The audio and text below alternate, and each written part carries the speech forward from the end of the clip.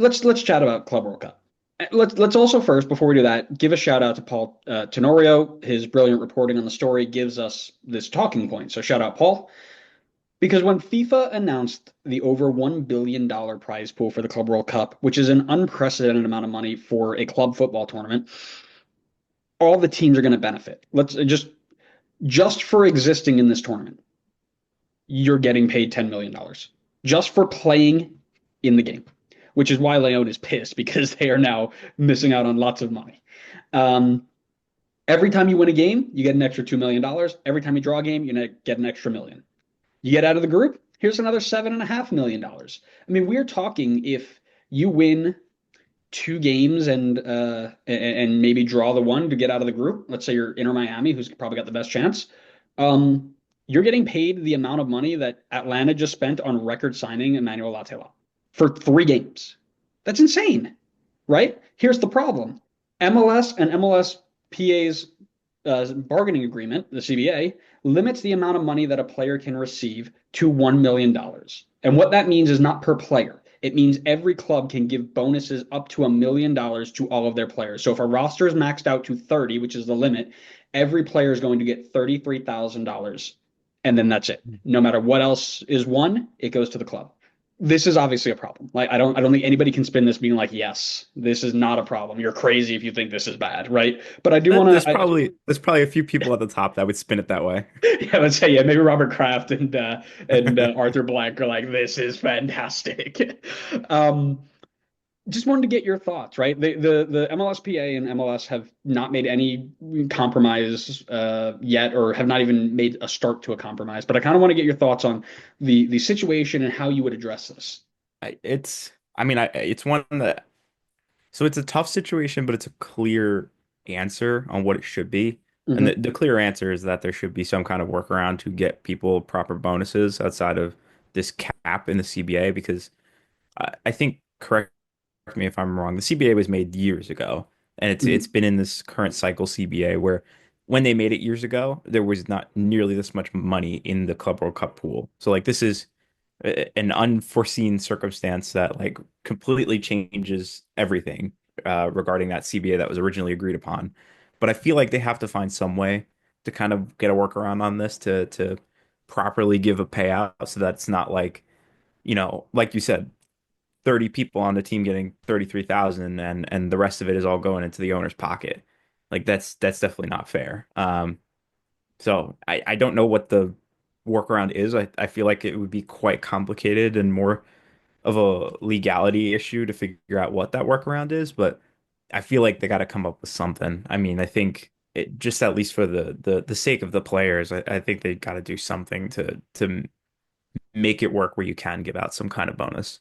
Yeah, yeah, well, obviously, right? That's what I got. I have two different I have two different outcomes here because I agree with you that not only is it going to be legally tough, but just in the time period, right? You're not going to change an entire CBA in a month and a half. Just not happening, right? Which is a shame. But I see two ways that you can go about this. And one of the ways that I thought about it was that these clubs can earmark money, right? Okay, I'm getting $10 million just for breathing the same air as other teams in the Club World Cup. I'm putting $3 million aside, and every year we're going to get $33,000 to these 30 players, and it'll be a $1 million bonus over, or $100,000 bonus over the course of 3 years, which is still ridiculously low, but just for ease of numbers sake, right? 33 times three. But that comes with its own issues, right? First, if a player leaves early, right, how are you getting them that money, right? You can't put it in a contract because it breaks the CBA. So therefore, is it even legal to do that? That's not. I'm not a lawyer. I'm not going to figure that out.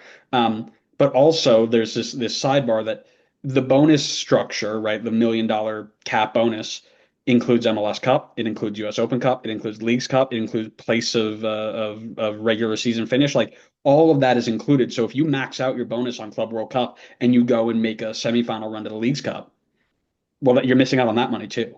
So how do you work all that stuff in? It is a question for somebody just a little bit smarter than I am because I am fucking brilliant, but not in this sort of context. So, do you think that's something they can do? I would be optimistically, I want to say yes, but I feel like it's a very easy get out for the league and the owners to just be like, it's like our hands are tied. It's in the CBA. Like there's nothing we can do. Sorry, we're just gonna have to pocket this money, and we'll throw you an extravagant pizza party to make up for it or something like that. But Two I whole slices. Two. yeah, everybody gets two slices. I am a bit worried that that could definitely be the case.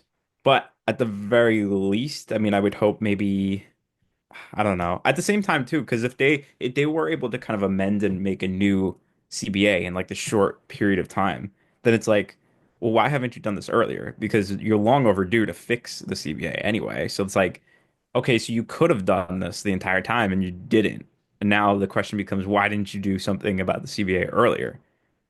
So I feel like they're not going to do anything about it, but optimistically, I'd like there to be something done about it. You straddle that fence, buddy. Good job. No, Um, for I mean, me, my answer and what I want is like it's steady. Like I know like what the answer should be. I just don't think that they're gonna really do it. yeah. Well, and here's the thing with that idea.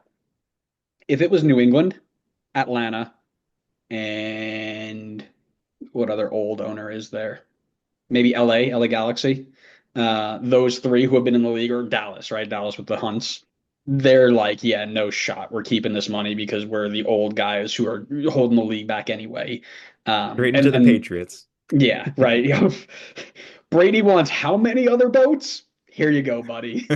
Um, but because it's Miami who's been pushing for this league to move forward for a while, because it's Seattle, who is, coming from NASL days and USL days and kind of worked their way up. And because it's possibly LAFC, it makes me feel like maybe this idea, like, oh, we'll just set some aside and keep giving it to you, on the side. It doesn't feel legal because I know it's not legal, but it feels like there's more of a chance for them to do a workaround than if it was Robert Kraft and his buddies, is kind of what I'm going with there.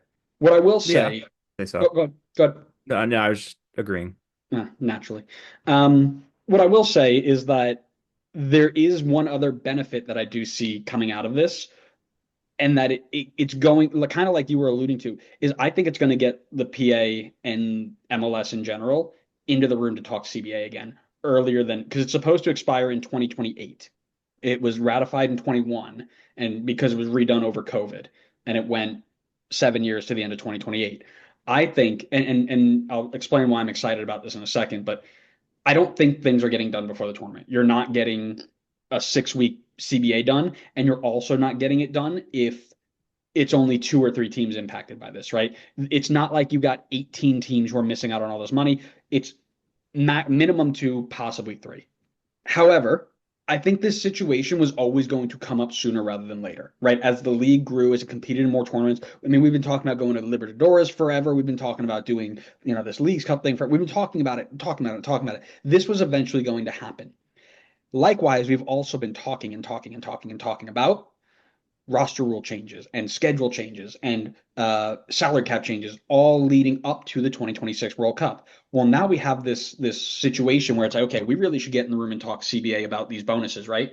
Well, while we're there, why don't we get two birds done with one stone and chat about these changes we've been talking about before 2026, right? Are we able to go ahead and say, maybe we can open the salary cap a little bit more? Maybe we can remove some of these annoying roster rules that we don't necessarily need anymore to keep where we're at, right?